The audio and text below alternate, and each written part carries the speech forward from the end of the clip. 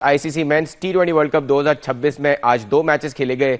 एक match wash out हुआ और फाइनली हमने देखा नेपाल की टीम जिसने इंग्लैंड को बहुत टफ टाइम दिया था, आज स्कॉटलैंड जैसी टीम से जीती है। और आज जो पहला मैच हुआ उसमें न्यूजीलैंड की टीम ने कनाडा को मारा है। और इन आज के जो दो मैचेस हुए, एक मैच वॉश आउट हुआ, उसके बाद mighty Australians are out of the tournament. उनकी जगह जिम्बाब्वे जो है वो नेक्स्ट राउंड में जाएगा। और उसके साथ साथ Afghanistan has also been out of this world cup. और सुपर 8 के लिए एक सेट ऑफ टीम्स जो है वो ऑलरेडी क्वालिफाई कर चुकी हैं, जिस ग्रुप में इंडिया, साउथ अफ्रीका और एक और वेस्ट इंडीज और उसके बाद जिम्बाब्वे उस ग्रुप में होंगे। क्योंकि जो सुपर 8 है उसमें भी दो ग्रुप्स बनेंगे और पहले ग्रुप में इंडिया, साउथ अफ्रीका, जिम्बाब्वे और वेस्ट इंडीज जो है वो क्वालिफाई कर चुके हैं। और कल पाकिस्तान का मैच होना है नमीबिया के साथ। उसके बाद ये डिसाइड हो जाएगा कि सेकंड सेट ऑफ ग्रुप जो है 4 टीमों का, उसमें कौन सी 4 टीमें होंगी। और कल इंडिया भी अपना नेदरलैंड से मैच खेल रहा होगा। सो कल भी इंपॉर्टेंट मैचेस हैं। आज के मैचेस भी बड़े जबरदस्त हुए हैं। और पाकिस्तान की जो अब तक का रन है इस वर्ल्ड कप में, उस पर बहुत सारी डिस्कशंस हो रही हैं, सिलेक्शन को लेके, बहुत सारे प्लेयर्स को लेके, परफॉर्मेंसेस को लेके, स्पेशली बाबर आजम को लेके, सब चीज़ों पे बात करेंगे। हमारे साथ है पाकिस्तान के साबिक test cricketer, very fine batsman of his time, Shoaib Mohammad साहब। सर शुक्रिया आपका शो पे होने के लिए। सर पहले मैच से शुरू करते हैं, न्यूजीलैंड कनाडा। और बड़ा आसान मैच था न्यूजीलैंड के लिए, लेकिन कुछ इंस्टेंसेस ऐसे थे जहां जैसे न्यूजीलैंड की बैटिंग की अगर बात की जाए तो विकेटें जल्दी गिरी। लेकिन अगेन अगर हम न्यूजीलैंड को देखें, अगर हम बाकी बड़ी टीमों को देखें, इंडिया को देखें, वो अगर बुरी सिचुएशन भी होती है तो their middle order, at times their lower middle order, वो इस तरह परफॉर्म करता है कि वो मैच को अपनी तरफ दोबारा खींच के ले आते हैं, which is missing from our side. But if we stick ourselves to this particular game, clinical performance by New Zealand. और उनके जो मिडिल ऑर्डर में हमने देखा कि कभी, बल्कि ओपनिंग में हमने देखा साइफर्ट ने बहुत अच्छी परफॉर्मेंसेस दी, लेकिन आज फिर मिडिल ऑर्डर में ग्लेन फिलिप्स ने जो है बहुत आउटस्टैंडिंग बैटिंग की और मैन ऑफ द मैच भी हुए। How did you see this game? Faisal, इन्होंने टॉस जीत के कनाडा ने बैटिंग फर्स्ट करी और 173 रन्स कर सके, सिर्फ 4 विकेटें उनकी गिरी। लेकिन आज उनकी स्पेशल इनिंग्स बाय युवराज समरा जो थे, उन्होंने 11 चौके और 6 छक्के लगाए। आपको न्यूजीलैंड की बॉलिंग में कोई वीकनेस दिखती है? बिकॉज रन बहुत कंसीड कर रहे हैं वो, स्पेशली मैट हेनरी, ऊपर के बॉलर रन कंसीड, ऊपर के बॉलर, बिल्कुल एग्जैक्टली आपने सही कहा कि उनके ज्यादातर एक जेमिसन जो है उन्होंने 4 ओवर में 41 रन दिए, 1 विकेट ली।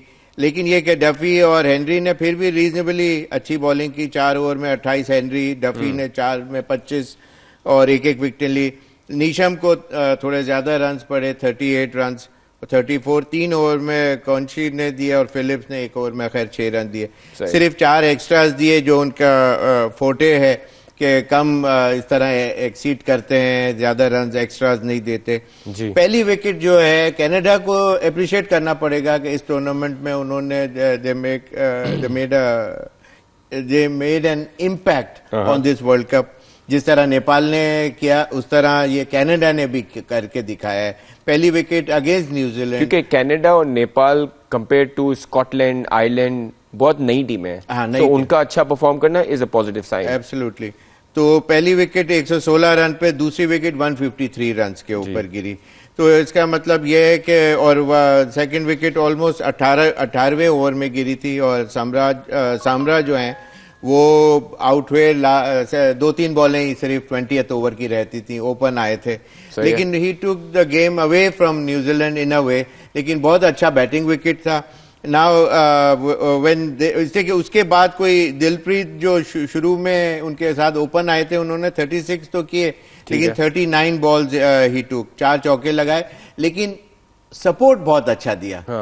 जब एक बैटर अच्छा चल रहा हो तो विकेट्स इन हैंड रखने के लिए दूसरा सपोर्टिंग रोल देता है, जो उन्होंने आज किया।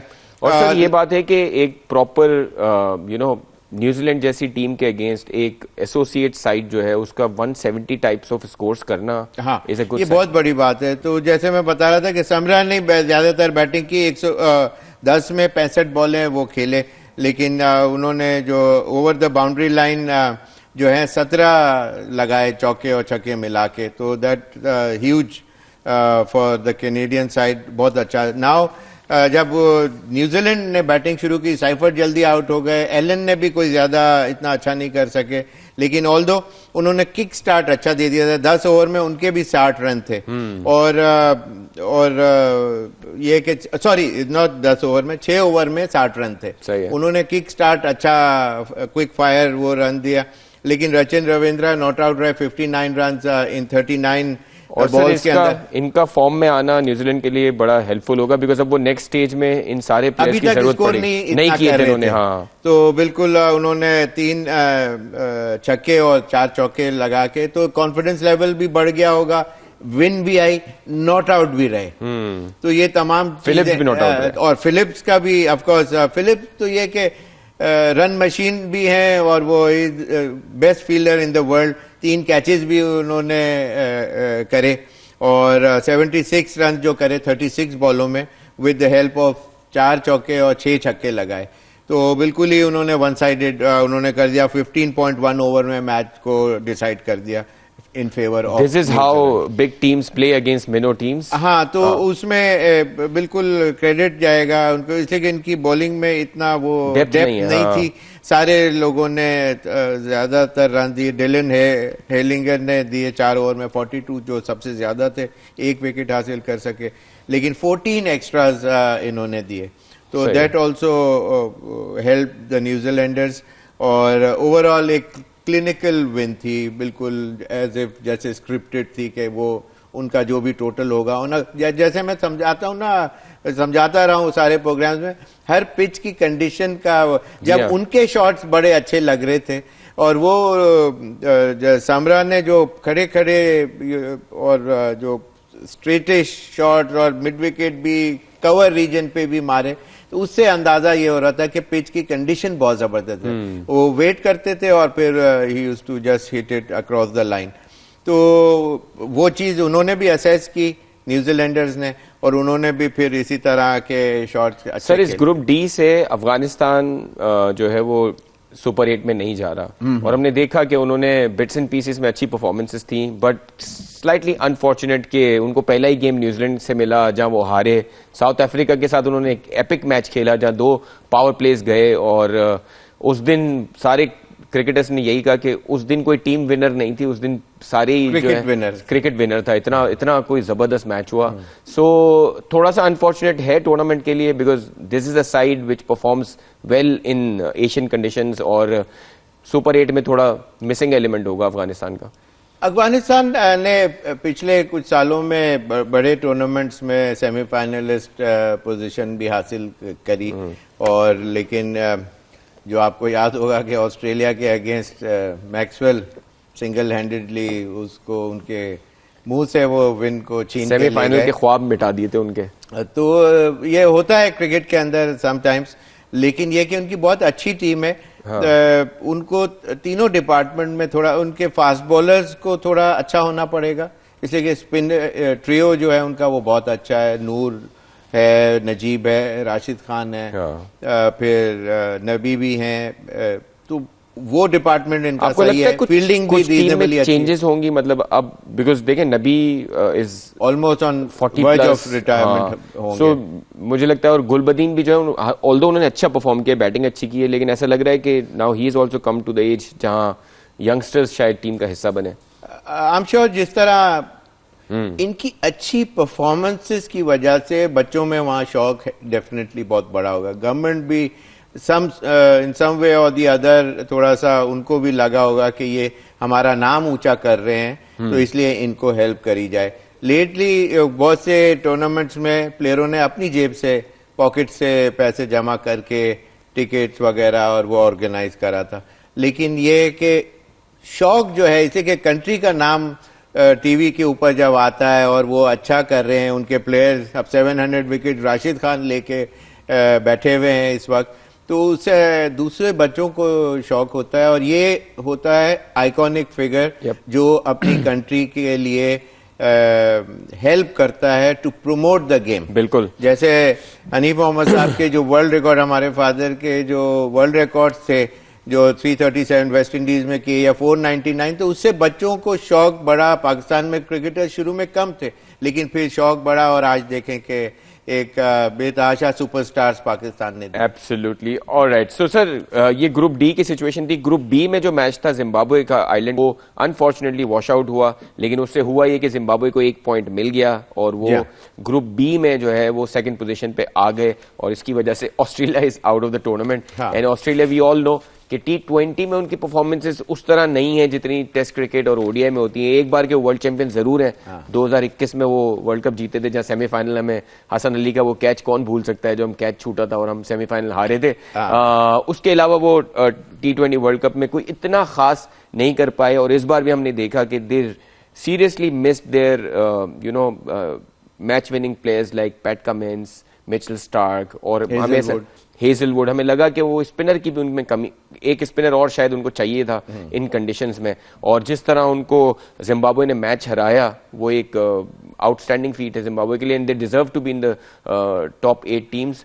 मुझे तो ये लगता है कि आज जैसे स्मिथ जो है उनको बिठा के रखा हुआ बेंच के ऊपर, तो वो अपने दूसरे प्लेयरों को मेरे ख्याल probably they lost the hope, हालांकि होप छोड़ते नहीं है वो तो till the last ball is bold.